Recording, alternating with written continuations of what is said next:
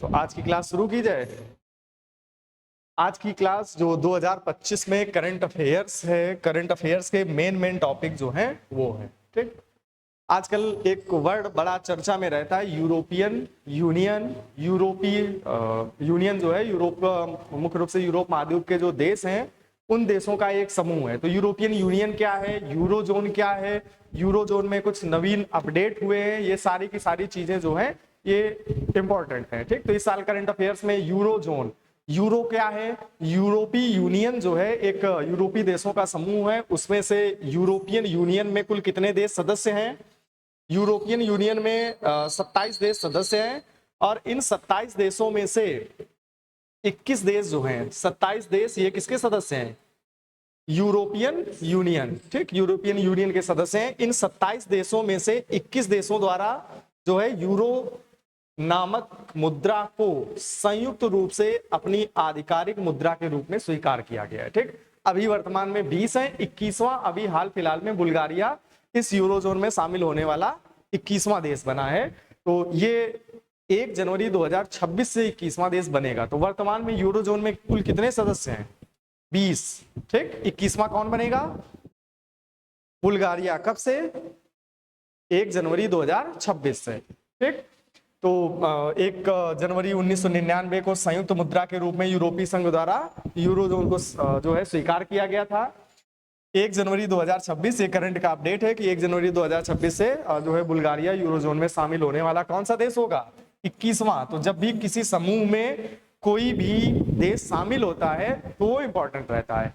अब इसमें से इतना तो सब याद करेंगे, इसके बाद एक स्टेप आगे क्या याद करोगे कि जैसे बुल्गारिया है, बुल्गारिया यूरोजोन में शामिल हो रहा है, इसका मतलब क्या हुआ कि जो बुल्गारिया है, बुल्गारिया भी अपनी मुद्रा को छोड़कर यूरो को अपने देश की मुद्रा के रूप में स्वीकार करेगा। तो बुल्गारिया की मुद्रा का नाम क्या है?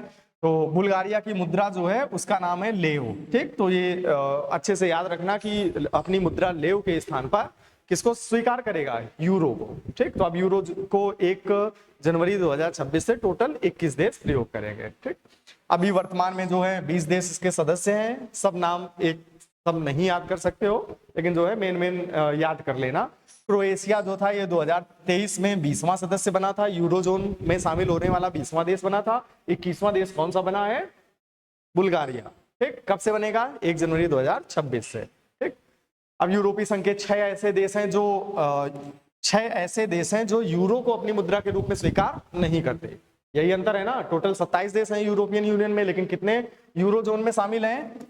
अब आगे चल के 21 शामिल हो जाएंगे। ठीक, तो 6 ऐसे देश हैं यूरोपियन यूनियन के, ऐसे देश हैं जो अपनी मुद्रा के रूप में यूरो को स्वीकार नहीं करते, जिनमें से मुख्य रूप से चेक गणराज्य, डेनमार्क, हंगरी, पोलैंड, रोमानिया और स्वीडन। ठीक, ये देश हैं।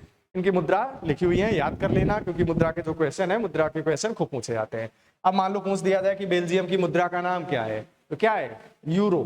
ठीक, बुल्गारिया अपनी मुद्रा लेव को छोड़कर यूरो को स्वीकार करेगा। ठीक, यूरोपीय संघ क्या है? यूरोपीय संघ जो है यूरोप के 27 देशों का एक समूह है, जिसका जो है 1992 में एक संधि हुई थी, मास्ट्रिच संधि। मास्ट्रिच कहां पर है? नीदरलैंड में। ठीक, नीदरलैंड का एक शहर है मास्ट्रिच में एक संधि हुई थी। उस संधि के तहत 1993 में इसका गठन हुआ था। मुख्यालय कहां पर है?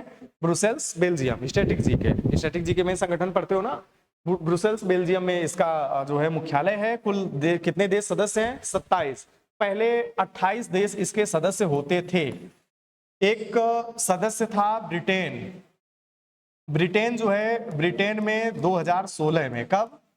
2016 में एक जनमत संग्रह हुआ था, और जनमत संग्रह द्वारा वहां की जनता ने निर्णय लिया था कि हम इस यूरोपीय यूनियन से बाहर हो जाएंगे। इसी को कहा गया था ब्रेग्जिट।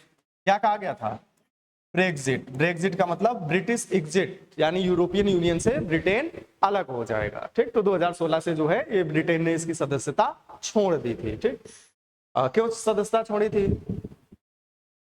वही हाल की जो है, घर में मान लो किसी परिवार में 4 सदस्य हैं, 4 सदस्य जो हैं उसमें से मान लो एक कोई सदस्य है, उसको बड़े भाई ने क्या किया जो बड़ा भाई है, बड़े भाई ने उसको पढ़ाया लिखाया, कृषि कार्य कर रहा है बड़ा भाई, खेती वेती करके उसको छोटे भाई को उसने पढ़ाया।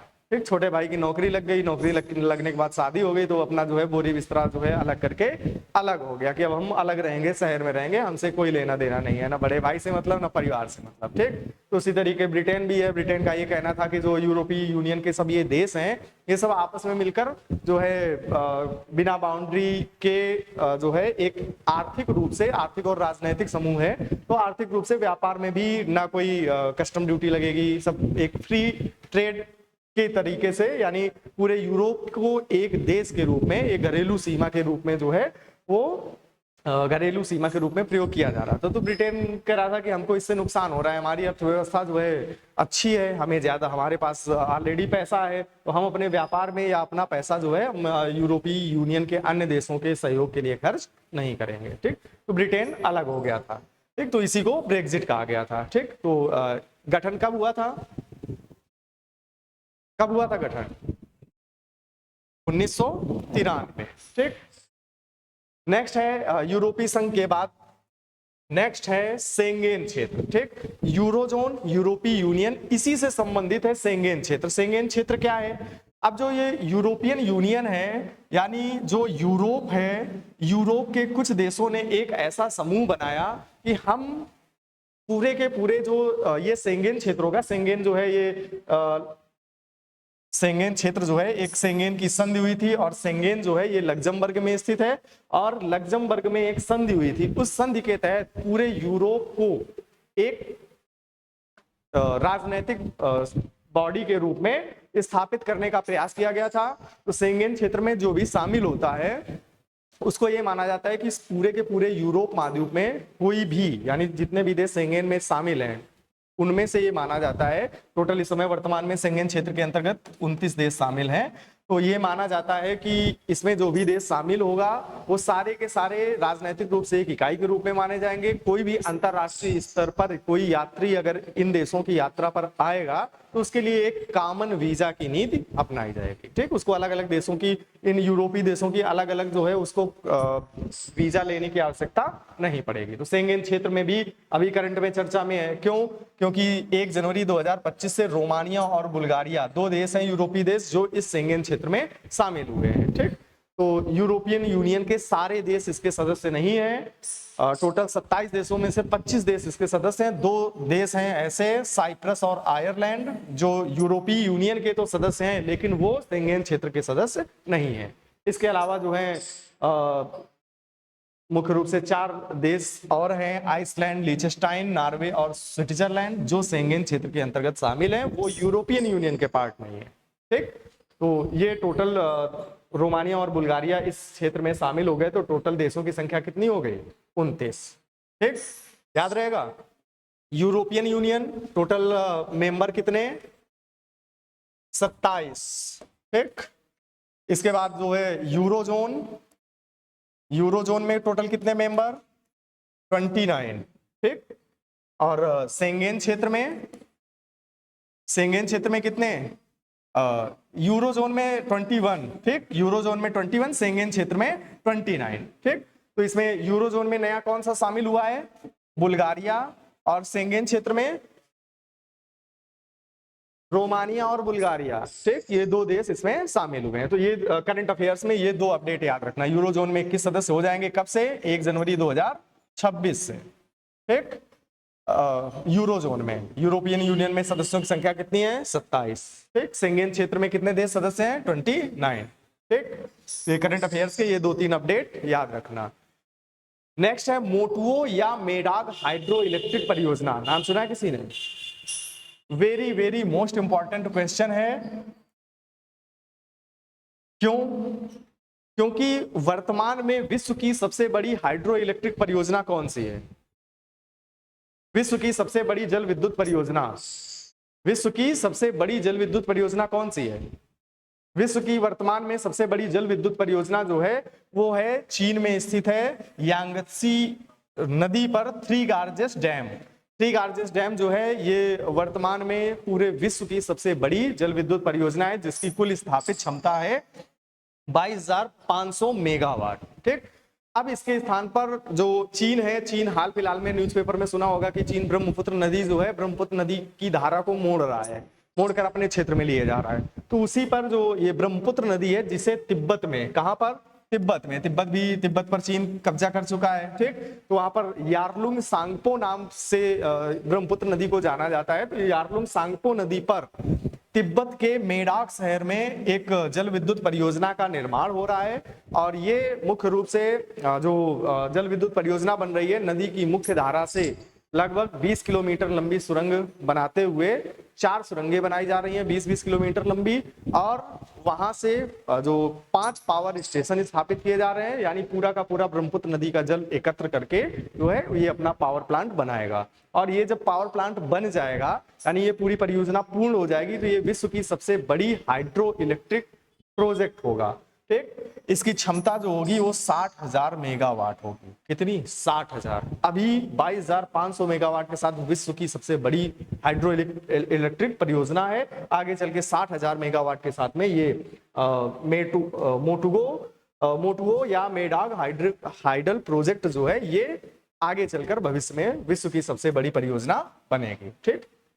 चीन के प्रधानमंत्री ली कियांग द्वारा जो है इसका उद्घाटन किया गया।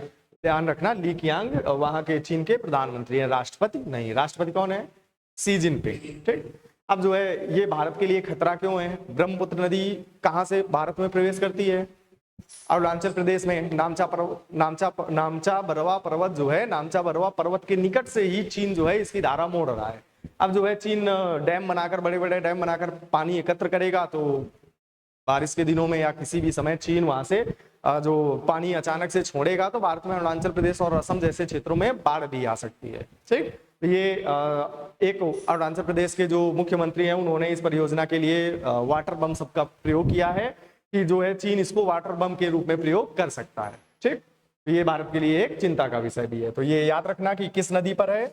यारलुंग सांगपो नदी पर है, चीन द्वारा निर्मित, तिब्बत के मेडाक शहर में निर्मित विश्व की प्रस्तावित सबसे बड़ी हाइड्रो इलेक्ट्रिक परियोजना है, ठीक। वर्तमान में कौन है? 3 गार्जेस डैम कहां पर है? चीन में। किस नदी पर? यांगत्सी नदी पर, ठीक। नेक्स्ट है त्रिभुवन सहकारी विश्वविद्यालय, सहकारिता मंत्रालय सबसे नवीनतम मंत्रालय है, ठीक। तो वर्तमान में सहकारिता मंत्री कौन है? केंद्रीय गृह मंत्री अमित शाह, वही इस समय सहकारी मंत्री है। तो हाल फिलहाल में भारत का पहला राष्ट्रीय सहकारी विश्वविद्यालय स्थापित किया गया है। कहां पर स्थापित किया गया है? आणद, गुजरात में। आणद में और क्या है? कौन सी dairy? NDDB, national dairy development board, ठीक। नेशनल डेयरी डेवलपमेंट बोर्ड है। इसकी स्थापना कब हुई थी?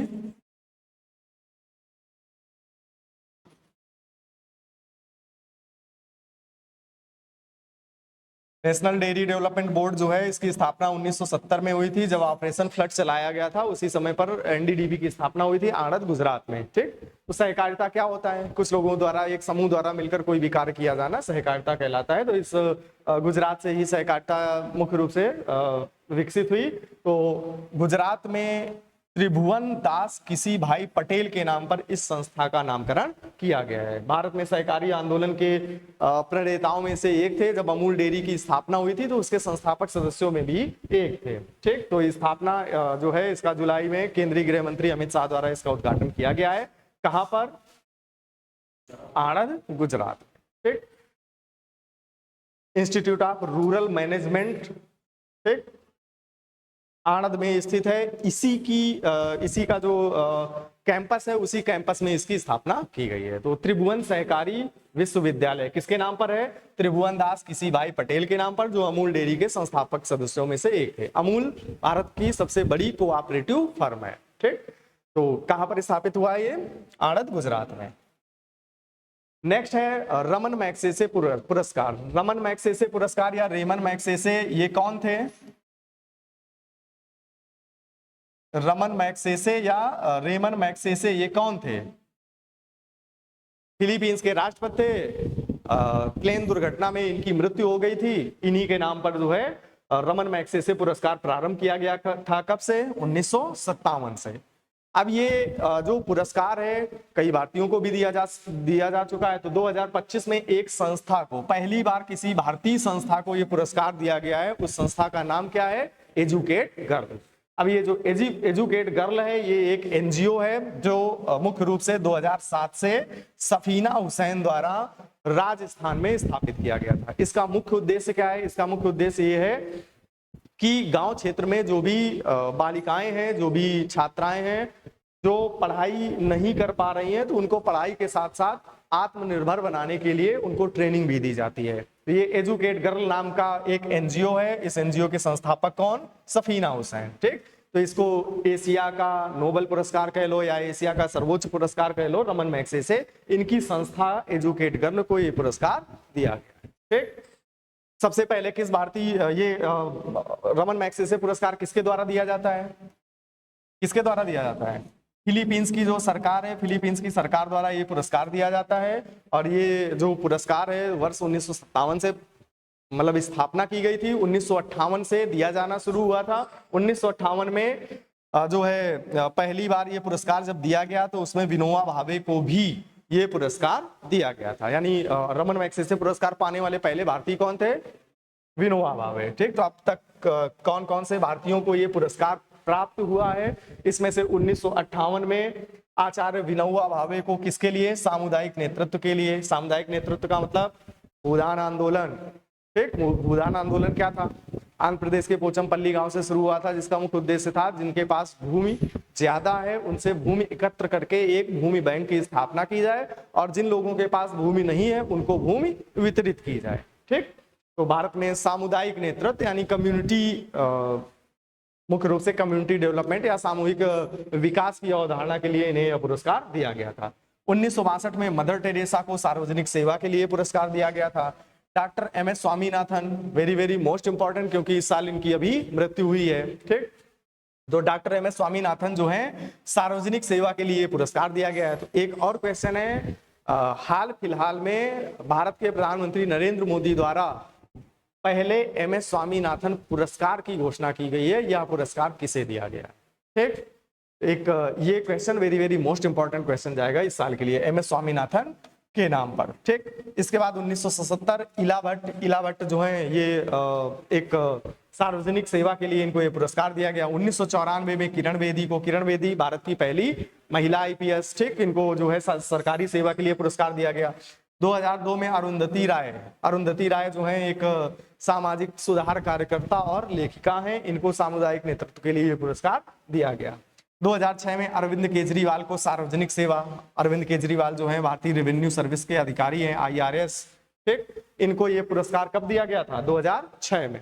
ठीक, 2002 में बाबा आमटे का संबंध किस क्षेत्र से है? ये सामुदायिक नेतृत्व के लिए पुरस्कार दिया गया। बाबा आमटे किस आंदोलन से जुड़े थे?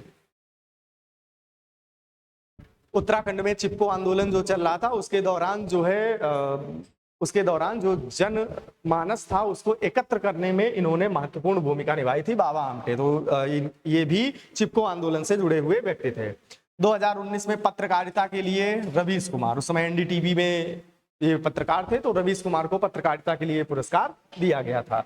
2023 में डॉक्टर आर रवि कन्नन जो है मुख्य रूप से कैंसर के डॉक्टर हैं और इन्होंने कैंसर का इलाज किया था। मुख्य रूप से असम और पूर्वांचल या पूर्वोत्तर भारत के जो क्षेत्र हैं वहां पर कैंसर के इलाज के लिए डॉक्टर आर रवि कन्नन को ये पुरस्कार दिया गया था। 2025 में किसको दिया गया है? एजुकेट गर्ल, पहली संस्था, ये सब व्यक्तिगत रूप में दिए गए हैं। एजुकेट गर्ल पहली भारतीय संस्था है जिसको रमन मैग्सेसे पुरस्कार दिया गया। ठीक, नेक्स्ट है, इस साल क्वेश्चन खूब पूछे जा रहे हैं कि आगामी वर्षों को किस वर्ष के रूप में मान्यता दी गई है। तो हाल फिलहाल के जो भी वर्ष हैं जैसे 2023 को अंतरराष्ट्रीय मिलेट्स वर्ष के रूप में मान्यता दी गई थी। मिलेट्स क्या होता है? मोटा अनाज। ठीक, तो भारत के प्रयासों से जो है इंटरनेशनल मिलेट्स ईयर के रूप में किस वर्ष को घोषित किया गया था? 2023 को। ठीक, सीरियल से याद रखते जाना। 2024 जो है 2024 को अंतरराष्ट्रीय कैमिलिट्स वर्ष के रूप में घोषित किया गया था। कैमिलिट्स क्या होता है? ऊंट के बच्चे जो होते हैं, ठीक, तो उनके लिए वर्ष घोषित किया गया। भारत का जो रक्षा मंत्रालय है, डिफेंस मिनिस्ट्री, उसके द्वारा 2025 को, यानी जो 2025 चल रहा है, इसको रक्षा सुधारों के वर्ष के रूप में घोषित किया गया है। ठीक, यानी जो भारत का रक्षा क्षेत्र है, भारत के रक्षा क्षेत्र में व्यापक रूप में हम परिवर्तन करेंगे, ज्यादा से ज्यादा स्वदेशी टेक्नोलॉजी का प्रयोग करेंगे, ठीक, स्वदेशी हथियारों का प्रयोग करेंगे। ठीक, वर्तमान में जो भी सामरिक चुनौतियां हैं, यानी आधुनिक चुनौतियां हैं, उसी के अनुरूप हम अपनी सेना को ट्रांसफॉर्म करेंगे। ठीक, नेक्स्ट है, संयुक्त राष्ट्र संघ द्वारा वर्ष 2025 को किस अंतरराष्ट्रीय वर्ष के रूप में मान्यता दी गई है। ठीक, अभी आईएएस का एग्जाम हुआ था, तो आईएएस के एग्जाम में मैचिंग में क्वेश्चन पूछे गए थे। ठीक, कि निम्नलिखित में से, उसमें से 2025, 26, 27 और 29, ये 4 थे और चारों में क्वेश्चन पूछे गए थे, सही मैच करना था। अभी एनटीपीसी का एग्जाम हुआ, एनटीपीसी के एग्जाम में भी क्वेश्चन पूछे गए। तो 2025 जो है, 2025 को क्वांटम विज्ञान और प्रौद्योगिकी के अंतरराष्ट्रीय वर्ष के रूप में घोषित किया गया। ध्यान से सुनना, क्वांटम विज्ञान और प्रौद्योगिकी का अंतरराष्ट्रीय वर्ष। क्वांटम कंप्यूटर इस समय खूब चर्चा में है। क्वांटम कंप्यूटर से रिलेटेड जो है खूब क्वेश्चन पूछे जा रहे हैं। क्वांटम कंप्यूटर जो है, इसमें से आईएएस में एक क्वेश्चन पूछा गया था क्वांटम कंप्यूटर से संबंधित कि मेजराना 1 क्या है। एक मेजराना 1 जो है विश्व की पहली क्वांटम चिप है, किस कंपनी से संबंधित है? माइक्रोसॉफ्ट। ठीक, इसी तरीके से क्वांटम कंप्यूटर जो होता है, क्वांटम कंप्यूटर की इकाई क्या होती है? जैसे नॉर्मल कंप्यूटर होता है तो उसकी इकाई क्या होती है? बाइट या बिट्स। ठीक, इसी तरीके से जो ये क्वांटम कंप्यूटर होता है, इसकी इकाई होती है क्यूबिट्स। भारत का जो क्वांटम कंप्यूटर मिशन है, वो कब प्रारंभ किया गया था? भारत में क्वांटम कंप्यूटर मिशन प्रारंभ किया गया था 2023 में। ठीक, भारत का क्वांटम कंप्यूटर मिशन 2023 में प्रारंभ किया गया था। क्वांटम कंप्यूटर से संबंधित ऐसे क्वेश्चन खूब पूछे जा रहे हैं। ठीक, नेक्स्ट है, शांति और विश्वास का अंतरराष्ट्रीय वर्ष। ये वाला जो है क्वेश्चन अभी हाल फिलहाल में मिला था।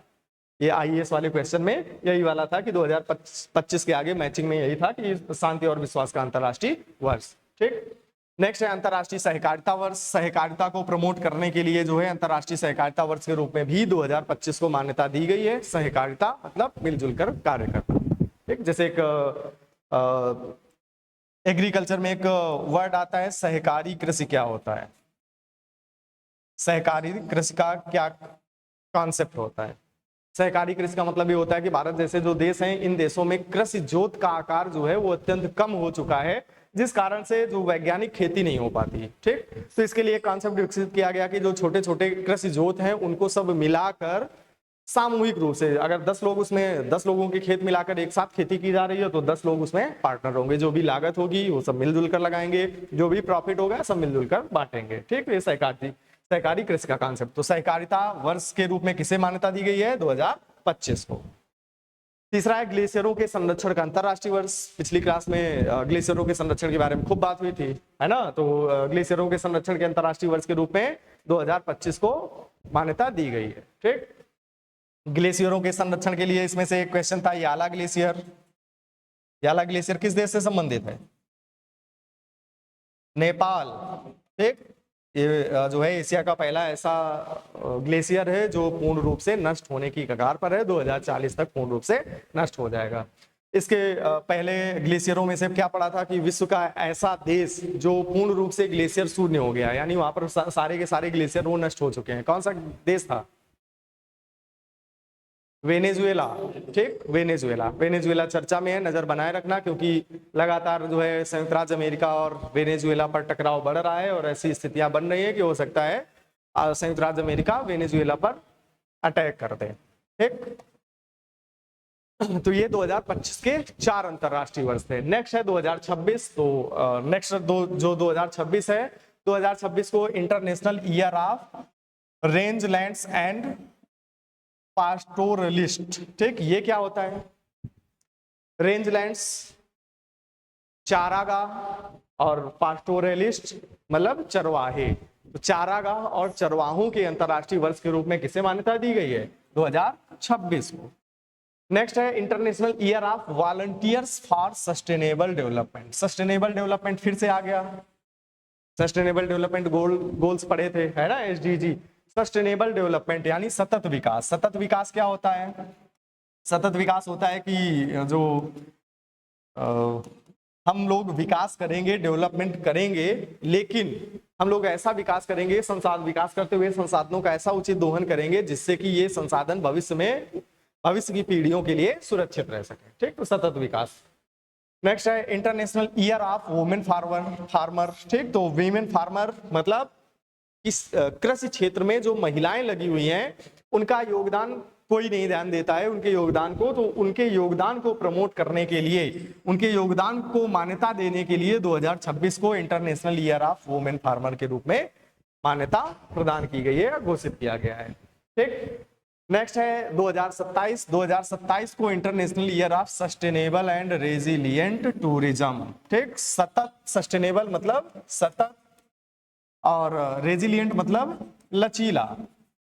लचीले का मतलब क्या होता है? जिसमें आसानी से परिवर्तन हो सके। तो ऐसा टूरिज्म, ठीक, ऐसा टूरिज्म, हम मतलब टूरिज्म को प्रमोट करेंगे, लेकिन टूरिज्म ऐसा हो, सतत हो। यानी टूरिज्म में हम अंधाधुंध ऐसा नहीं करेंगे कि जहां पर ज्यादा जो है वो टूरिस्ट जा रहे हैं तो हम ऐसा करें कि जो मतलब उस क्षेत्र में पूरा का पूरा जो मूल ढांचा है, मूल ढांचे को छोड़कर जो है वहां पर होटल ही बनवा दिए जाएं। ठीक, तो मतलब ऐसा प्रयास करेंगे या ऐसा टूरिस्ट प्लेस का विकास करेंगे जिससे कि वो भविष्य के लिए भी मूल रूप में सुरक्षित रहे। ठीक, दूसरा लचीला, रेजिलिएंट। रेजिलिएंट का मतलब ये हुआ कि जैसे भी समय में परिवर्तन होगा वैसे ही हम अपने टूरिज्म में भी परिवर्तन करते जाएंगे। ठीक, तो ये 2027 को international year of sustainable and resilient tourism के रूप में घोषित किया गया है। नेक्स्ट है 2029, 2028 अभी ब्लैंक है। 2029 को international year of asteroid awareness and planetary defence. यानी जो एस्टेरॉइड्स हैं, जो संपूर्ण ब्रह्मांड में एस्टेरॉइड पाए जाते हैं, तो एस्टेरॉइड के बारे में लोगों पर अवेयरनेस फैलाएंगे और साथ में जो ग्रह हैं, ग्रहों की रक्षा के लिए क्या क्या कार्य हो सकते हैं उसके लिए प्रयास करेंगे। ठीक, तो 2023, 24, 25, 26, 27 और 29 ये अगले साल, 1.5 साल तक ये जो है सारे के सारे क्वेश्चन घूम घूम के यही आएंगे। ठीक, तो ये अच्छे से याद करना। नेक्स्ट है, अभी हाल फिलहाल में देखा होगा यूपी पेट। यूपी पेट में घूम फिर के जो है क्वेश्चन पुराने उठा लिए गए, है ना। पुराने क्वेश्चन उठा लिए जाते हैं कि हाँ चंद्रयान 1 मिशन, चंद्रयान 2 मिशन ये कब लॉन्च किया गया। आगे चल के हम चंद्रयान 4 और 5 की तैयारी कर रहे हैं, तो पूरा का पूरा चंद्रयान मिशन पूरा एक साथ। ठीक, तो भारत ने सबसे पहले 22 अक्टूबर 2008 को अपना पहला चंद्रयान मिशन भेजा। चंद्रयान मिशन मतलब चंद्रमा पर भेजना। ठीक, चंद्रमा पर भारत ने मतलब इसरो ने अपना अभियान भेजा। ये सारे के सारे अभी तक मानव रहित अभियान थे। ठीक, मानव रहित अभियान। अभी क्वेश्चन पूछेंगे इस पे। तो चंद्रयान फर्स्ट जो था, चंद्रयान फर्स्ट 2008 में 22 अक्टूबर को प्रक्षेपित किया गया था। किस रॉकेट के द्वारा? PSLV C-11 रॉकेट के द्वारा। ठीक, कहां से भेजा गया? सारे के सारे जितने भी ये चंद्रयान के मिशन भेजे गए सारे के सारे सतीश धवन अंतरिक्ष केंद्र, कहां से? Sriharikota, Andhra Pradesh. Satish Dhawan space centre, SDSC। तो सतीश धवन अंतरिक्ष केंद्र ये अभी हाल फिलहाल में कुछ चर्चा में था।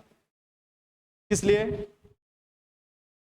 जो सतीश धवन अंतरिक्ष केंद्र है श्रीहरिकोटा, इसी संस्थान द्वारा चंडीगढ़ में जो इसकी एक सहायक सब्सिडियरी कंपनी स्थित है, वहां से इसने जो है विक्रम 3201 और कल्पना 3201 इनका निर्माण कराया है। ये विक्रम 3201 और कल्पना 3201 ये क्या है?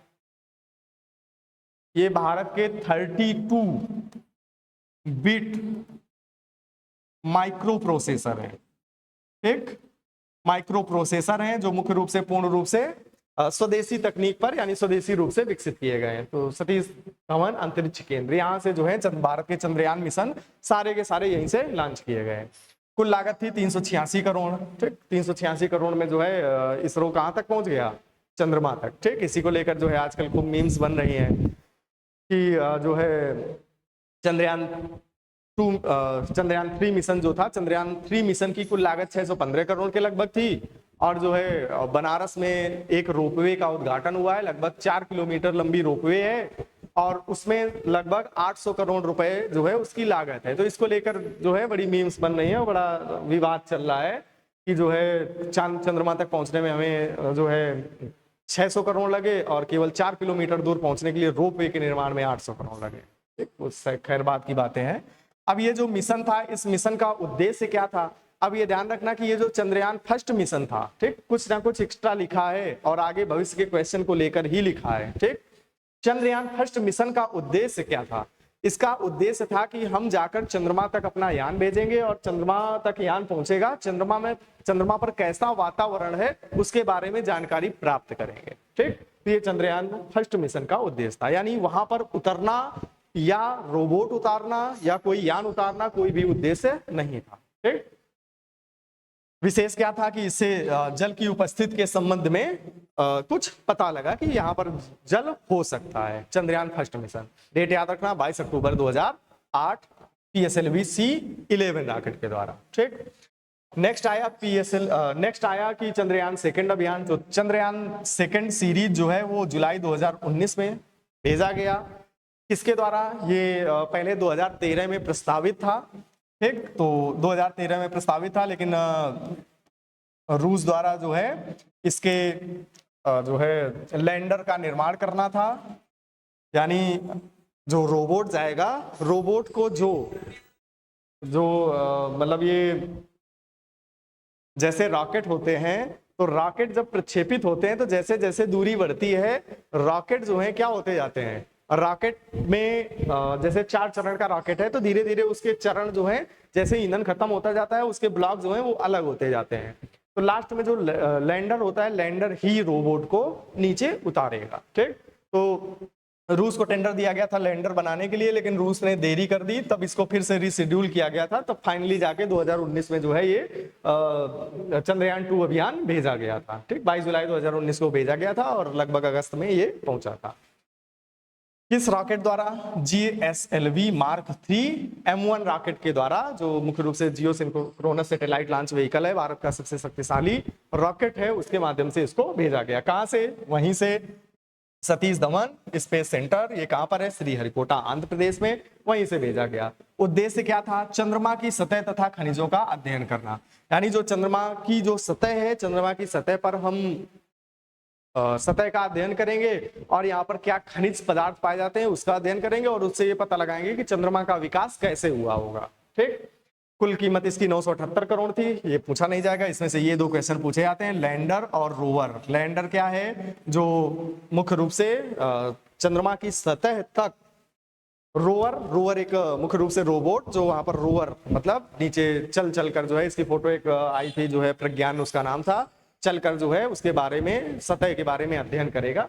लैंडर क्या है? लैंडर के माध्यम से ये चंद्रमा की सतह पर तक उतरा। तो लैंडर का नाम विक्रम था और रोवर का नाम प्रज्ञान था। भारत का पहला लैंडर मिशन था, यानी भारत का ये चंद्रयान फर्स्ट नहीं, चंद्रयान सेकंड भारत का पहला लैंडर मिशन था, यानी चंद्रमा की सतह तक उतरने का टारगेट रखा गया था। अपने अंतिम चरण में असफल हो गया था, बिल्कुल लास्ट स्टेज पर, मतलब लैंड सक्सेसफुली लैंड कर गया, लैंड करने के बाद संपर्क टूट गया था। ठीक, तो ये कब भेजा गया? जुलाई 2019 में, चंद्रयान फर्स्ट 2008 में। नेक्स्ट है चंद्रयान 3। चंद्रयान 3 जो है 14 जुलाई 2023 को भेजा गया, GSLV Mark 3 रॉकेट के माध्यम से भेजा गया। ये भी भेजा गया वहीं से सतीश धवन अंतरिक्ष केंद्र से, 615 करोड़ इसकी लागत थी। इसका मुख्य उद्देश्य क्या था कि चंद्रमा की सतह तक हम जाएंगे, लैंड कराएंगे और रोवर के माध्यम से हम ये पता लगाएंगे कि चंद्रमा की सतह पर जल और बर्फ की उपस्थिति है या नहीं। ठीक, और अगर उपस्थिति है तो यहाँ पर क्या मानव जीवन संभव होगा या नहीं होगा, इस उद्देश्य से ये चंद्रयान 3 मिशन भेजा गया था। इसमें भी वही विक्रम और रोवर नाम के जो है लैंडर, और पूरा का पूरा ये जो 2019 का मिशन था जो लास्ट स्टेज पर असफल हुआ था उसी को फिर से रिपीट किया गया। ठीक है, उस समय जो कमियां रही थी उन कमियों को दूर करके फिर से भेजा गया था। तो चंद्रमा की सतह तक सफलतापूर्वक लैंड करने वाला भारत विश्व का चौथा देश बना था। अभी जस्ट कुछ दिन पहले, 6 महीने पहले किसी एग्जाम में ऐसे ही पूछा गया था कि ये भारत कौन सा बना था, मतलब चंद्रमा की सतह पर या दक्षिणी ध्रुव तक पहुंचने वाला कौन सा देश बना था। ठीक, सबसे पहले चंद्रमा पर रूस लूना 5 करके अभियान इसने भेजा था। संयुक्त राज्य अमेरिका यानी नासा और चीन, ठीक, ये 3 देश पहले अपने अभियान भेज चुके थे, भारत चौथा देश बना। कब भेजा गया? 2023 में। पहला कब? 2008 दूसरा 19, तीसरा 23। ठीक। चंद्रयान 4 मिशन, चंद्रयान 4 मिशन जो है इसको अभी पिछले साल सितंबर 2024 में मंजूरी प्रदान की गई थी और ये भेजा जाएगा 2027-28 तक। ठीक, 3 पॉइंट है, तीनों याद रखना। 27-28 तक भेजा जाएगा, किसके द्वारा? इसरो द्वारा। इसरो द्वारा प्रक्षेपित किया जाएगा। मेन है कि ये भारत का पहला लूनर सैंपल रिटर्न होगा। लूनर सैंपल रिटर्न का मतलब, लूनर का मतलब रिलेटेड टू मून। ठीक, यानी चंद्रमा से संबंधित, तो यानी चंद्रमा से संबंधित कुछ मिट्टी के सैंपल लेकर आएगा वापस, रिटर्न। ठीक, यानी ये अभियान ऐसा होगा चंद्रयान 4 जो चंद्रमा तक जाएगा, वहां से कुछ सैंपल कलेक्ट करेगा और सैंपल लेकर भारत मतलब वापस पृथ्वी तक आएगा। ठीक, तो चंद्रयान 4 का ये मुख्य उद्देश्य है। चंद्रयान 5 का भी लगभग यही उद्देश्य होगा, लेकिन वहां पर थोड़ा सा अंतर होगा। ठीक, तो चंद्रयान 4 कब तक भेजा जाएगा? 2027-28 तक। चंद्रयान 5 मिशन जो है इसी को ल्यूपेक्स मिशन भी कहा गया। ल्यूपेक्स मिशन जो है इस साल अभी क्वेश्चन को पूछा गया। ल्यूपेक्स मिशन एसएससी ने पूछा, एसएससी के पहले एनटीपीसी ने पूछा। तो ल्यूपेक्स मिशन जो है इसका पूरा नाम है लूनर पोलर एक्सप्लोरेशन, यानी लूनर का मतलब चंद्रमा, पोलर का मतलब ध्रुव। ठीक, तो चंद्रमा के दक्षिणी ध्रुव पर जहां तक आज तक कोई नहीं पहुंच पाया है, जो अंधकार वाला क्षेत्र है, स्थायी अंधकार वाला क्षेत्र, उस क्षेत्र पर जो है अपना लैंडर उतारा जाएगा और वहां पर मुख्य रूप से जल और बर्फ की खोज की जाएगी। अब यहाँ पर चंद्रयान 4 का भी यही लगभग उद्देश्य है, चंद्रयान 5 का भी उद्देश्य है। अंतर क्या है? चंद्रयान 4 में क्या होगा कि जो सैंपल है, मिट्टी के सैंपल, वो पृथ्वी तक लाए जाएंगे। यहां पर है इन सीटू। इन सीटू का मतलब क्या होता है? पर्यावरण में पढ़ा होगा, इन सीटू संरक्षण और एक्स सीटू संरक्षण।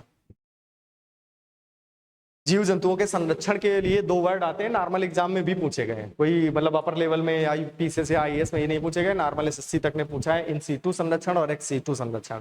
यदि जीव जंतुओं को या किसी प्रजाति को उसी के स्थान पर संरक्षित किया जाए उसे इन सीटू कहेंगे। ठीक, यानी कोई जीव जंतुओं की प्रजाति पर्टिकुलर किसी एक स्थान पर पाई जा रही है और उसी स्थान पर, जैसे टाइगर रिजर्व बनाए जा रहे हैं, तो जो नेशनल पार्क होगा उसी नेशनल पार्क में ही तो टाइगर अगर निवास कर रहे हैं तो उसी को तो टाइगर रिजर्व घोषित करेंगे। तो ये इन सीटू संरक्षण हो गए। ठीक, चिड़ियाघर में जानवर लाए जा रहे हैं, बाहर से लाए जा रहे हैं, बाहर से लाकर संरक्षित किया जा रहा है, तो ये क्या होगा? एक्स सीटू संरक्षण। ठीक, एक्वेरियम में मछली लाई जा रही है, तो ये क्या होगा? एक्स सीटू के एग्जाम्पल। ठीक, तो इन सीटू का मतलब उसी स्थान पर, यानी जल और बर्फ की खोज करके वहां के बारे में अध्ययन किया जाएगा, लेकिन कहां पर? वहीं पर अध्ययन होगा। ठीक, चंद्रमा पर ही अध्ययन होगा। अब ये जो ल्यूपेक्स मिशन है, ल्यूपेक्स मिशन H324L नामक रॉकेट के माध्यम से भेजा जाएगा। जापान, जिस तरीके भारत की स्पेस एजेंसी है इसरो, उसी तरीके से जापान की स्पेस एजेंसी है जाक्सा। तो जाक्सा और इसरो का ये एक संयुक्त मिशन है जिसमें से ये रॉकेट होगा जाक्सा का। ठीक, यानी जापान की अंतरिक्ष एजेंसी का। लैंडर और रोवर होंगे। अब इसमें से क्वेश्चन मल्टीपल ऑप्शन में ऐसे बनता है कि जो है ल्यूपेक्स मिशन के संबंध में निम्नलिखित कथनों पर विचार कीजिए। उसमें एक पॉइंट आएगा कि जो है इसका रोवर जो है वो जापान द्वारा निर्मित किया गया है और जो है इसका जो है लैंडर जो है वो इसरो द्वारा विकसित किया जाएगा। अगर ध्यान आ रहा हो तो सेम यही क्वेश्चन अभी हाल फिलहाल में एग्जाम में पूछा गया था। ठीक, सेम यही पॉइंट था कि लैंडर किसके द्वारा बनाया जाएगा और रोवर किसके द्वारा बनाएगा। 2024 का शायद यूपीपीसीएस का एग्जाम था। ठीक, तो रोवर जो है जापान की मित्सुबिशी कंपनी द्वारा बनाया जाएगा और जो लैंडर है ये इसरो द्वारा बनाया जाएगा। ठीक, रोवर का मतलब एक रोबोट जो वहां पर पहिए लगे होंगे और वहां पर सतह पर चलेगा और वहां से कुछ सैंपल एकत्र करेगा और वहीं पर अध्ययन करेगा। तो जो ल्यूपेक्स मिशन है, ल्यूपेक्स मिशन भी 2027-28 तक ही भेजा जाएगा। तो ल्यूपेक्स किसका किसका संयुक्त मिशन है? इसरो और जाक्सा का। कब भेजा जाएगा? 2027-28 तक। आज के लिए टारगेट वाले क्वेश्चन खूब आ रहे हैं, है ना, कि लक्ष्य कब तक निर्धारित किया गया है। तो चंद्रमा तक ये जो अभी तक कुछ लक्ष्य मतलब प्राप्त कर लिए गए, यानी कुछ अभियान भेजे गए, प्राप्त किए गए, लक्ष्य प्राप्त किए गए जिस उद्देश्य से भेजे गए थे। अब कुछ और लक्ष्य निर्धारित किए गए हैं, जिनमें से एक है कि भारत द्वारा यानी इसरो द्वारा किस वर्ष तक चंद्रमा तक, अभी ये जो अभियान हो रहे हैं सब मानव रहित अभियान है। अभी यहाँ पर केवल जो है लैंडर और रोवर जा रहे हैं, वहां के बारे में अध्ययन हो रहा है। अभी तक मानव युक्त अभियान कोई भी नहीं भेजा गया। किस वर्ष तक चंद्रमा पर मानव युक्त अभियान या मानव को भेजने का लक्ष्य रखा गया है? 2040। ठीक, 2040 तक इसरो द्वारा चंद्रमा तक मनुष्य को भेजे जाने का लक्ष्य रखा गया। एक दो क्वेश्चन और है लक्ष्य से संबंधित, इसरो से संबंधित। इसरो जो है एक भारत अंतरिक्ष स्टेशन, जैसे नाम सुना होगा, अभी कैप्टन शुभ्रांशु शुक्ला जो है एक्सियोम 4 मिशन के माध्यम से इंटरनेशनल स्पेस स्टेशन तक गए, ISS। तो इंटरनेशनल स्पेस स्टेशन जो है इसमें से मुख्य रूप से USA की नासा, ठीक, यूरोपियन यूनियन भी और रूस, चीन, ये सब इनके द्वारा एक संयुक्त रूप से बनाई गई परियोजना है या इंटरनेशनल स्पेस स्टेशन है। इंटरनेशनल स्पेस स्टेशन क्या होता है, ये किस लिए बनाया जाता है? जिस तरीके से बसों के रुकने के लिए बस स्टेशन बनता है, ट्रेन के रुकने के लिए ट्रेन स्टेशन बनता है, उसी तरीके से जो मिशन भेजे जाते हैं, यानी जो प्लेन जितने भी ये मिशन भेजे जाते हैं उसके तहत जो भी जिस प्लेन के माध्यम से ये लोग जाते हैं, अंतरिक्ष यात्री जाते हैं, अंतरिक्ष स्टेशन पर जाकर ही रिफ्यूलिंग करना, भोजन, सारी की सारी सुविधाएं। ऐसा तो है नहीं कहीं मान लो किसी ग्रह की यात्रा पर कोई मानव युक्त अभियान जा रहा है, तो अगर रास्ते में पेट्रोल खत्म होने वाला है या ईंधन खत्म होने वाला है तो पृथ्वी तक फिर से लौट के आएंगे। ये सारी की सारी सप्लाई इंटरनेशनल स्पेस स्टेशन पर ही बनाई जाती है। ठीक, तो भारत भी अपना एक स्पेस स्टेशन बनाना शुरू कर रहा है, 2028 से प्रारंभ कर देगा। क्वेश्चन पूछ लिया गया अभी हाल फिलहाल में, SSC ने क्वेश्चन पूछ लिया। ठीक, तो भारत अंतरिक्ष स्टेशन जो है ये 2028 से प्रारंभ होगा। इसके तहत पहले चरण की कुछ घटनाएं जो होंगी या कुछ निर्माण कार्य होंगे 2028 से प्रारंभ होंगे। किस वर्ष तक भारत अंतरिक्ष में अपना स्वयं का अंतरिक्ष स्टेशन, जिसे भारतीय अंतरिक्ष स्टेशन कहा जाएगा, उसकी स्थापना कर लेगा? 2035 तक। ठीक, तो ये कुछ पॉइंट याद रखना, 2035 तक जो है भारत अंतरिक्ष स्टेशन का गठन कर लिया जाए। ठीक,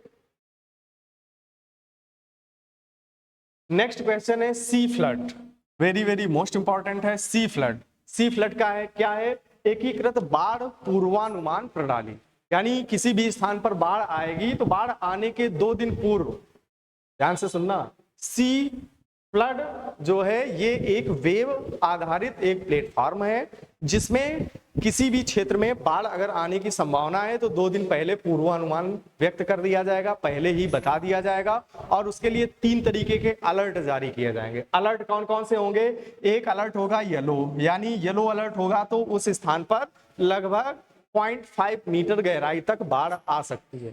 ठीक, इसके बाद ऑरेंज अलर्ट का मतलब हुआ कि उस स्थान पर 1.5 मीटर गहराई वाली बाढ़ आ सकती है। रेड अलर्ट में 1.5 मीटर से अधिक जो है ये बाढ़ उस स्थान पर आ सकती है। तो ये एक बाढ़ पूर्वानुमान प्रणाली है जिसका विकास किसके द्वारा किया गया है? सीडैक पुणे। सीडैक का पूरा नाम centre for development of advance computing, ये कहां पर है? पुणे में स्थित है, जो भारत में मुख्य रूप से सुपर कंप्यूटरों के निर्माण में कार्यरत है। केंद्रीय जल आयोग जो है केंद्र सरकार के दिशा निर्देशन में कार्य करता है। जल संसाधन एवं गंगा संरक्षण विभाग, जल शक्ति मंत्रालय, रिमोट सेंसिंग सेंटर जो हैदराबाद में स्थित है, इनके द्वारा संयुक्त रूप से इस प्रणाली का विकास किया गया है, जिसमें से मुख्य रूप से याद रखना सीडैक पुणे। ठीक, किसी भी गांव क्षेत्र में 2 दिन पहले ही पूर्ण रूप से एक पूरा मैप दे दिया जाएगा, अलर्ट दे दिया जाएगा, और 2 दिन पहले। अब ये कैसे पता लगेगा कि 2 दिन बाद बाढ़ आ ही सकती है? मतलब पूर्वानुमान ऐसे कैसे? बारिश का तो पूर्वानुमान हो सकता है, लेकिन बाढ़ कैसे बाढ़ आ भी सकती है या नहीं, ये कैसे व्यक्त कर सकते हैं? तो इसके लिए एक 2 डायमेंशनल हाइड्रोडायनेमिक मॉडलिंग तकनीक का प्रयोग किया जाएगा। ये हाइड्रोडायनेमिक मॉडलिंग तकनीक क्या होती है? इसमें से जल के व्यवहार जो है, जल या कोई द्रव है, उसमें से किस किस चीज का प्रभाव पड़ सकता है और उसके कारण से क्या उसके स्वभाव में क्या परिवर्तन हो सकता है, इन सब का अध्ययन करते हुए एक पूरा का पूरा गणितीय फार्मूला विकसित किया गया है। उसी आधार पर इसका पूर्वानुमान व्यक्त किया जाएगा। ठीक, तो इसी तर्ज पर एक और ये है एकीकृत बाढ़ पूर्वानुमान प्रणाली। इसी की तर्ज पर एक और जो है भारत फोरकास्टिंग सिस्टम BFS, इसका निर्माण किया जा रहा है, निर्माण किया गया है। Bharat forecasting system. 2 super computer पढ़े होंगे, अर्का और अरुणिका। ठीक, अगर सुपर कंप्यूटर पढ़े हो तो 2024 में प्रधानमंत्री नरेंद्र मोदी द्वारा जो है इनका उद्घाटन किया गया था। और ये मुख्य रूप से भारत का जो एक उष्णकटिबंधीय मौसम विज्ञान संगठन है जो पुणे पर स्थित है, वहां पर इनकी स्थापना की गई है। अर्का और अरुणिका नामक सुपर कंप्यूटर का प्रयोग करके भारत फोरकास्टिंग सिस्टम यानी भारत पूर्वानुमान प्रणाली जो है वो विकसित की गई है। ठीक, वो ओवरऑल ये पर्टिकुलर बाढ़ के लिए वो पूरी की पूरी ओवरऑल। ठीक, तो ये भी याद रखना, भारत फोरकास्टिंग सिस्टम, अर्का और अरुणिका नामक 2 सुपर कंप्यूटर का प्रयोग किया गया है। ठीक, नेक्स्ट है हमारी परंपरा हमारी विरासत। हमारी परंपरा हमारी विरासत जो है मुख्य रूप से बिरसा मुंडा जो है झारखंड से संबंधित हैं। छोटा नागपुर के पठार क्षेत्र में जो है भारत का जो सबसे महान विद्रोहों में से एक राज्य से महान उलगुलान कहा गया मुंडा विद्रोह। तो मुंडा विद्रोह का नेतृत्व बिरसा मुंडा द्वारा किया गया था। तो बिरसा मुंडा के नाम पर ही या इनके गौरव को व्यक्त करने के लिए भारत सरकार द्वारा 2021 से 15 नवंबर को जनजातीय गौरव दिवस के रूप में घोषित किया गया। कब? 15 नवंबर को। अब ये जनजातीय लोगों के गौरव को बनाए रखने के लिए केंद्र सरकार द्वारा हमारी परंपरा हमारी विरासत नामक योजना प्रारंभ की गई है। प्रधानमंत्री नरेंद्र मोदी द्वारा जो है इसका प्रचार प्रसार किया गया। 26 जनवरी 2025 को ये पहल प्रारंभ की गई। अब देखो ये योजना जो है ये झारखंड सरकार के पंचायती राज मंत्रालय द्वारा प्रारंभ की गई, लेकिन केंद्र सरकार ने इस पर बढ़ चढ़कर हिस्सा लिया। केंद्र सरकार ने इस पर सहयोग भी व्यक्त किया। इसका मुख्य उद्देश्य क्या है? पारंपरिक जनजातीय शासन प्रणालियों को का संरक्षण, यानी जो प्राचीन काल में जो ये आदिवासी लोग थे, आदिवासी लोग अपने क्षेत्र में अपने हिसाब से शासन कार्य चलाते थे। छोटे छोटे गांव थे, वहां पर छोटे छोटे न्यायालयों की स्थापना थी, मतलब ग्राम न्यायालय। वो अपने हिसाब से ही कोई व्यक्ति को दंडित करना या कुछ भी जो नियम कानून है अपने गांव के लिए स्वयं बनाते थे। तो इस प्रकार की जो शासन प्रणाली है उनको संरक्षित रखने के लिए हमारी परंपरा हमारी विरासत अभियान प्रारंभ किया गया। ठीक, तो अभी 4 अप्रैल 2025 को केंद्रीय पंचायती राज मंत्रालय द्वारा झारखंड के पंचायती राज विभाग के सहयोग से नई दिल्ली में इस पहल के तहत बिरसा मुंडा की 150वीं जयंती को ये कार्यक्रम समर्पित किया था। मुख्य उद्देश्य क्या है? जनजातीय क्षेत्र के गौरव यानी उनकी जो भी सांस्कृतिक विरासत है या राजनीतिक विरासत है उसको संरक्षित बनाए रखना। 5 अप्रैल को जो है दिल्ली में इसके लिए एक प्रोग्राम का आयोजन किया गया। बिरसा मुंडा 1895 में मुख्य रूप से मुंडा विद्रोह का आयोजन किया गया। एक इनके बारे में क्वेश्चन पूछता है बिरसाइत क्या है? इन्होंने एक नए धार्मिक, बिरसा मुंडा जो है आरंभिक दिनों में इनके पिताजी ने क्या किया था, ईसाई धर्म को स्वीकार कर लिया था। बिरसा मुंडा को भी वो शुरू में जो है चर्च लेके जाने लगे। धीरे धीरे इनका भगवान से विश्वास हटने लगा और ये सब मूर्ति पूजा या भगवान की पूजा के स्थान पर इन्होंने एक मतलब आगे चल के इन्होंने जो है अपने आप को भगवान का जो है मुख्य रूप से एक भगवान का स्वरूप घोषित कर दिया था और एक नए संप्रदाय की स्थापना की थी जिसका नाम बिरसाइत है। ठीक, इन्हें धरती आबा के नाम से भी जाना जाता है। धरती आबा यानी धरती के पिता। ठीक, किसको? बिरसा मुंडा को।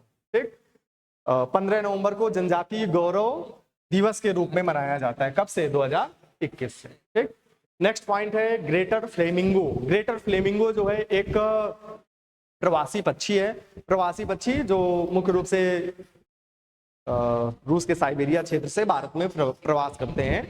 तो ग्रेटर फ्लेमिंगो जो है, ग्रेटर फ्लेमिंगो के लिए एक अभयारण्य की स्थापना की गई है। ग्रेटर फ्लेमिंगो अभयारण्य। तो ग्रेटर फ्लेमिंगो अभयारण्य की स्थापना कहां पर की गई है? तमिलनाडु में धनुषकोडी। ठीक, धनुषकोडी जो है वो रामनाथपुर जिला में स्थित है।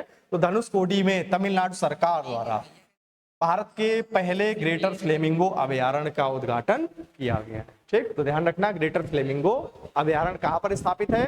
रामनाथपुरम जिला, धनुषकोडी, तमिलनाडु। बस इतना याद रखना है, ठीक। नेक्स्ट पॉइंट है पीएम मित्र योजना, वेरी वेरी मोस्ट इंपॉर्टेंट है, लगातार क्वेश्चन इसके पूछे जा रहे हैं और लगातार चर्चा में है। पीएम मित्र योजना के तहत एक पीएम मित्र योजना एक योजना है जिसमें से मुख्य रूप से इसका उद्देश्य क्या है, भारत में बड़े बड़े मेगा टेक्सटाइल पार्क की स्थापना करना, ठीक। मेगा टेक्सटाइल पार्क जो स्थापित होंगे, इससे क्या होगा, मुख्य रूप से लोगों को रोजगार प्राप्त होगा और रोजगार प्राप्त होने के साथ ही भारत वस्त्र निर्यात के लिए जो है वो अग्रणी देश बनेगा। तो इसके लिए जो है 2021-22 के बजट में भारत केंद्रीय बजट में जो है इस योजना का उल्लेख था। 2021 से ये योजना प्रारंभ की गई थी। किस मंत्रालय की योजना है, वस्त्र मंत्रालय की, ठीक। भारत के प्रधानमंत्री नरेंद्र मोदी के 5F विजन पर आधारित है, जिसका मुख्य उद्देश्य है फार्म टू फाइबर, मतलब जो वस्त्र के निर्माण के लिए जो भी प्रक्रियाएं हैं, यानी फार्म मतलब खेती, यानी खेत पर जो कच्चा माल तैयार होगा यानी कॉटन बनेगा, तो कॉटन के निर्माण से लेकर कॉटन फैक्ट्री में जाएगा तो फैक्ट्री में कॉटन के फाइबर बनेंगे, फाइबर से फैक्ट्री जाएगा, कपड़ा की फैक्ट्री, वहां से जो है उसमें फैशन को ऐड किया जाएगा और जो है फॉरेन यानी निर्यात को प्रोत्साहित किया जाएगा। तो 5F विजन पर आधारित है, farm to fibre, fibre to factory, factory to fashion, fashion to foreign, ठीक। यानी एक्सपोर्ट को प्रमोट करने के लिए पीएम मित्र योजना प्रारंभ की गई। इसमें से सबसे इंपॉर्टेंट पॉइंट है, केवल इतना याद रखना है कि पीएम मित्र योजना के अंतर्गत कुल कितने पीएम मित्र में या मेगा टेक्सटाइल पार्कों की स्थापना की जा रही है, ठीक। टोटल 7 जो है वो टेक्सटाइल पार्कों की स्थापना की जा रही है। कहां कहां पर, तमिलनाडु के विरुधनगर में, तेलंगाना के वारंगल में, गुजरात के नौसारी में, कर्नाटक के कलबुर्गी में, मध्य प्रदेश के धार में, उत्तर प्रदेश के हरदोई और लखनऊ में। ध्यान रखना, ना तो हरदोई केवल ना लखनऊ, दोनों का संयुक्त क्षेत्र होगा। महाराष्ट्र जो है, महाराष्ट्र का अमरावती। अब यहाँ पर एक और क्वेश्चन बनता है कि जो उत्तर प्रदेश में ये जो पीएम मेगा टेक्सटाइल पार्क की स्थापना की जा रही है, एक तो क्वेश्चन हो गया कहाँ स्थापित हो रहा है, लखनऊ और हरदोई में, ठीक, दोनों का क्षेत्र है। अब यहाँ पर जो ये मेगा टेक्सटाइल पार्क की स्थापना हो रही है, ये किसके नाम पर स्थापना की जा रही है, इसका नामकरण किसके नाम पर किया जा रहा है, संत कबीर, ठीक, संत कबीर के नाम पर जो है इसका नामकरण किया जाएगा।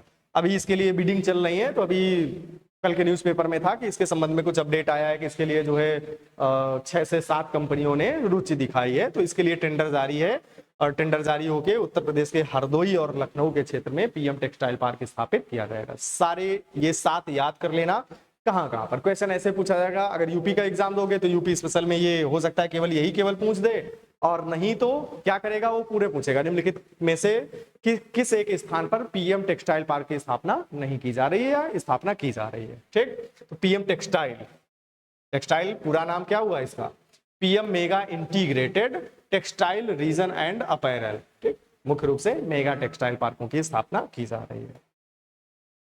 नेक्स्ट है महावत गांव। अच्छा क्वेश्चन है कि महावत क्या होते हैं, जो हाथी के ड्राइवर होते हैं, है ना, तो हाथी के जो ड्राइवर होते हैं, हाथियों का संरक्षण करते हैं, उनको पालते पोसते हैं, उनको महावत कहते हैं। तो जो लोग हाथियों को जो है उनका पालन पोषण करते हैं या हाथी पाल के रखे हुए हैं, और आजकल क्या है कि पहले प्राचीन काल में क्या होता था कि भारत में सबसे ज्यादा हाथी का प्रयोग होता था लकड़ी की ढुलाई में, लेकिन सुप्रीम कोर्ट के एक निर्णय के बाद जो है हाथियों के माध्यम से लकड़ी की ढुलाई पर पूर्ण रूप से प्रतिबंध हो गया, जिस कारण से हाथी और हाथी के जो पालने वाले लोग हैं यानी जो महावत हैं, उनकी स्थितियां गिरती गई। तो तमिलनाडु सरकार ने देखा कि कई एक ऐसे महावत हैं या कई एक ऐसे हाथी हैं जो मुख्य रूप से भोजन भी उनको नहीं उपलब्ध हो पा रहा है। तो इसके लिए तमिलनाडु सरकार ने महावत गांव की स्थापना की है, जिसका मुख्य उद्देश्य है कि महावत और हाथी दोनों के लिए पक्के घर बनाकर दिए जा रहे हैं तमिलनाडु सरकार द्वारा, ठीक। तो तमिलनाडु वन विभाग द्वारा ये प्रारंभ की गई एक पहल है। जंगल वाले क्षेत्र में ही किनारे पर जो है मुख्य रूप से एक पूरा का छोटे छोटे घर बनाकर एक गांव के तरीके स्थापित किए जा रहे हैं, जिसे महावत गांव कहा जाता है। भारत का पहला जो महावत गांव है वो थेप्पाकाडु हाथी शिविर मधुमलाई टाइगर रिजर्व जो तमिलनाडु में है, यहाँ पर जो है महावत गांव की स्थापना की गई। दूसरा जो है कोजिक मुथी हाथी अभयारण्य जो अन्नामलाई टाइगर रिजर्व में स्थित है। तो अन्नामलाई और मुदुमलाई दो जगह पर जो है ये हाथी पार्कों की स्थापना की गई है। ठीक, तो ये ध्यान रखना। ठीक, ध्यान रहेगा। मावत गांव किस राज्य द्वारा प्रारंभ की गई है? तमिलनाडु। कौन से दो टाइगर रिजर्व है? मधुमलाई टाइगर रिजर्व और अन्नामलाई टाइगर रिजर्व।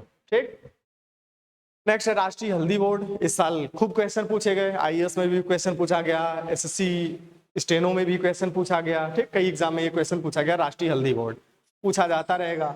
2023 में जो है भारत के प्रधानमंत्री नरेंद्र मोदी द्वारा इसकी स्थापना की घोषणा की गई थी, लेकिन इसका उद्घाटन किसके द्वारा किया गया? ठीक, तो मल्टीपल ऑप्शन में ये ध्यान रखना कि इसका उद्घाटन जो है केंद्रीय वाणिज्य एवं उद्योग मंत्री जो है पीयूष गोयल, उनके द्वारा उद्घाटन किया गया।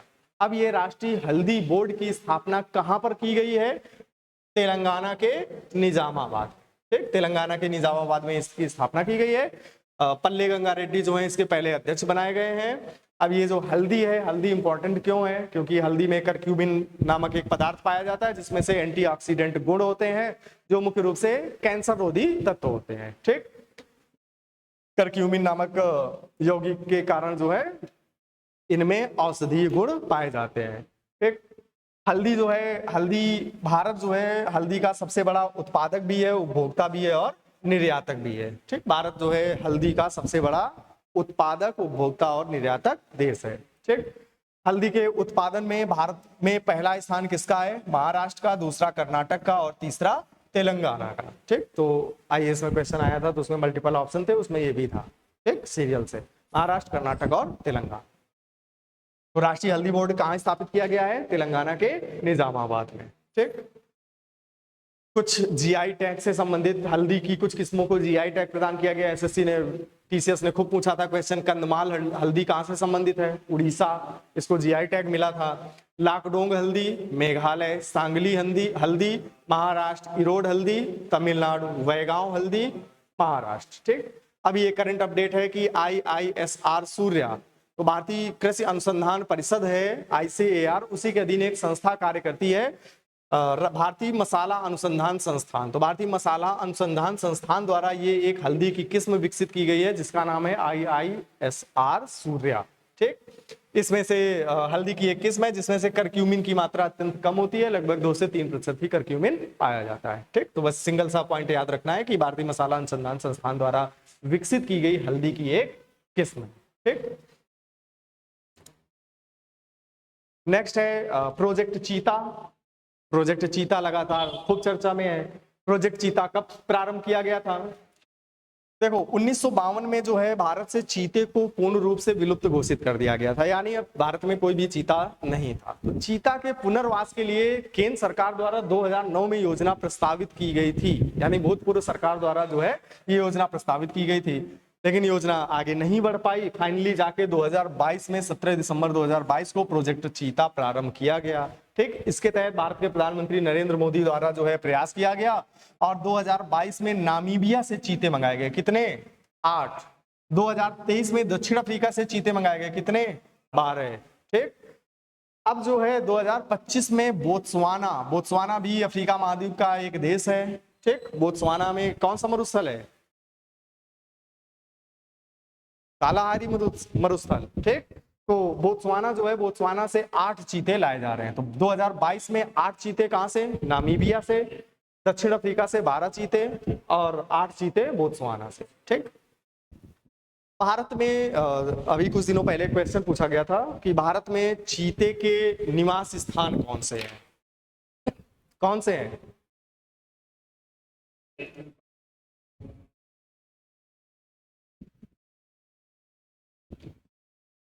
भारत में चीते के जो आवास के स्थान निर्धारित किए गए उनमें से सबसे पहले जो चीते लाए गए वो मध्य प्रदेश के श्योपुर में कुनो नेशनल पार्क था। कुनो नेशनल पार्क में सबसे पहले चीते लाए गए। तो भारत का पहला चीता आवास कहां पर बनाया गया? कुनो नेशनल पार्क में। इसके बाद जो है गांधी सागर नेशनल पार्क जो मध्य प्रदेश के मंदसौर में स्थित है, इसे भारत का दूसरा चीता आवास घोषित किया गया। बाद में घोषित किया गया कि बन्नी घास के मैदान ये भारत का तीसरा चीता आवास होगा, लेकिन उसके पहले मध्य प्रदेश के सागर जिले में रानी दुर्गावती टाइगर रिजर्व है। रानी दुर्गावती टाइगर रिजर्व के एक पार्ट के रूप में है नौरादेही वन्य जीव अभयारण्य। ठीक, तो नौरादेही वन्य जीव जो अभयारण्य है वहीं पर तीसरा चीता आवास स्थापित कर दिया गया है। चौथा चीता आवास प्रस्तावित है गुजरात के कच्छ में। उसका नाम क्या होगा? बन्नी घास के मैदान, मतलब बन्नी घास के मैदान वहां पर है। ठीक, तो ध्यान रखना, पहला कुनो नेशनल पार्क, दूसरा गांधी सागर नेशनल पार्क, तीसरा नौरादेही वन्य जीव अभयारण्य और चौथा बन्नी घास के मैदान। ठीक, तो प्रोजेक्ट चीता कब से प्रारंभ किया गया? 2022 से 9 में योजना प्रस्तावित की गई थी, लेकिन योजना आगे नहीं बढ़ पाई थी। ये 17 सितंबर 2022 से प्रोजेक्ट चीता प्रारंभ किया गया था। ठीक, तो इतना सब जो है याद करना है। और आज की करंट अफेयर्स की क्लास में जितने भी ये टॉपिक हैं ये पूरे साल भर अच्छे तरीके से याद करके चलना। ठीक, स्टैटिक जीके में भी क्वेश्चन आएंगे और करंट अफेयर्स में भी क्वेश्चन आएंगे। ठीक।